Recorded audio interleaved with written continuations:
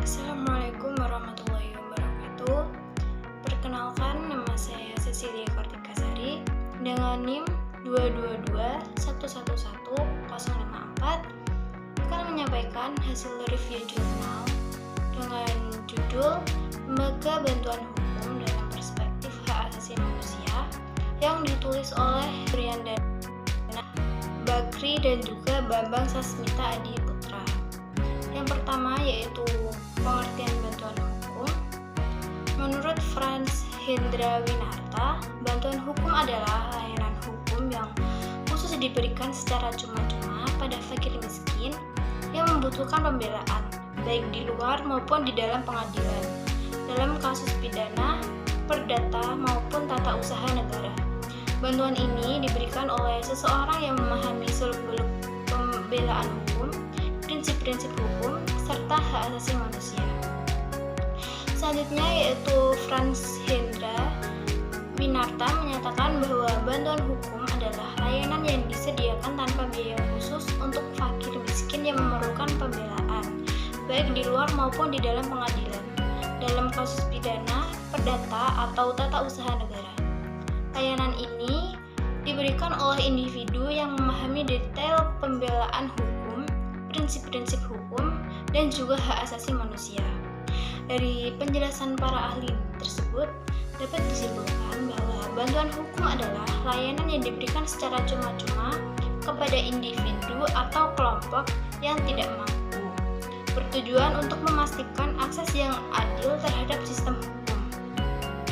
Layanan ini meliputi pembelaan hukum dalam kasus pidana, perdata, dan juga tata usaha negara, baik di dalam maupun di luar pengadilan. Pemberian bantuan hukum mencakup pemahaman mendalam tentang prinsip-prinsip. Selanjutnya, hak pemberian bantuan hukum. Dalam Undang-Undang Nomor 16 Tahun 2011 tentang hak dan kewajiban pemberi dan penerima bantuan hukum termuat dalam pasal 9 dan juga pasal 12. Pada pasal 9 berisi bahwa hak tentang pemberian bantuan hukum adalah sebagai berikut. Yang pertama yaitu melakukan pemilihan calon baru untuk advokat, paralegal, dosen, dan juga mahasiswa dari fakultas hukum. Yang kedua yaitu menyediakan layanan bantuan hukum.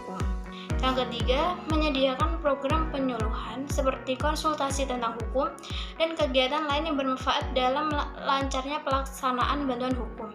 Yang keempat yaitu dana yang diperoleh dari negara harus digunakan untuk pelaksanaan bantuan hukum yang sesuai dengan undang-undang. Yang kelima, selama persidangan, advokat memberikan pendapat atau pernyataan yang sesuai dengan undang-undang.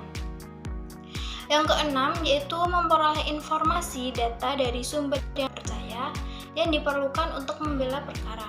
Yang ketujuh, persidangan mendapatkan perlindungan hukum dan keselamatan dari pemberi bantuan hukum, yaitu lembaga bantuan hukum dalam perspektif hak asasi manusia. Dalam hal kesepakatan dua belah pihak, tentunya mengenai bantuan hukum gratisnya menyeratkan bahwa pemerintah akan menyediakan dana untuk individu yang tidak mampu membayar hukum. Untuk menunjukkan bahwa penasihat hukum yang mendampingi kliennya di setiap tahap proses hukum mungkin hanya bertindak untuk mematuhi persyaratan peraturan yang ada.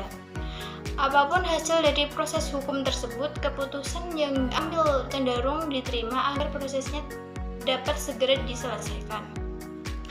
Lembaga Bantuan Hukum atau LBH memiliki fungsi penting dalam konteks hak asasi manusia, khususnya dalam akses keadilan yang merata.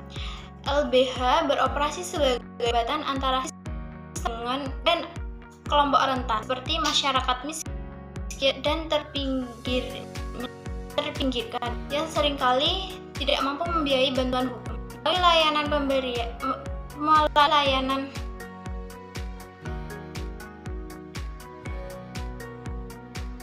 Melalui layanan yang diberikan, LBH mendukung prinsip dasar HAM, termasuk kesetaraan di hadapan hukum dan hak atas pengadilan yang adil. Hal ini selaras dengan mandat berbagai instrumen HAM internasional seperti Deklarasi Universitas Hak Asasi Manusia dan Kovenan Internasional tentang Hak Sipil dan Politik, yang menekankan pentingnya akses terhadap bantuan hukum sebagai hak fundamental. Berdasarkan dengan perkembangannya, lembaga bantuan hukum terbagi menjadi dua kelompok, yaitu bantuan hukum swasta dan biro bantuan hukum. Lembaga bantuan hukum swasta ini berkembang dengan pesat, yang mana terdiri dari anggota yang merupakan para pengacara. Lembaga ini memiliki peran dan konsep tidak terbatas dan memberikan bantuan hukum secara formal ke pengadilan bagi masyarakat yang kurang mampu yang sedang membutuhkan bantuan hukum. Adapun konsep dari lembaga bantuan hukum swasta yaitu bantuan hukum dan nasihat lebih difokuskan untuk diberikan kepada masyarakat yang tidak mampu, dan juga nasihat hukum yang diberikan pada luar pengadilan, baik untuk buruh, petani, nelayan, dan pegawai negeri yang merasa dirugikan dan tidak mendapatkan haknya. Yang ketiga, selama persidangan dalam peradilan, pemberi bantuan hukum akan selalu mendampingi. Yang keempat, semua bantuan dan nasihat hukum diberikan secara cuma-cuma. Selanjutnya, Biro Bantuan Hukum adalah sebutan yang sering dikenal, yang mana lembaga bantuan hukumnya bernaung pada perguruan tinggi. Dalam Undang-Undang Nomor 16 Tahun 2011 yang berisi tentang bantuan hukum, konsep dari bantuan hukum yang berlandaskan dengan mementingkan kesejahteraan dan merupakan salah satu kerangka perlindungan sosial yang diberikan negara, kemudian dikenal dengan konsep bantuan hukum atau welfare state. Sekian hasil review dari review jurnal saya. Assalamualaikum warahmatullahi wabarakatuh.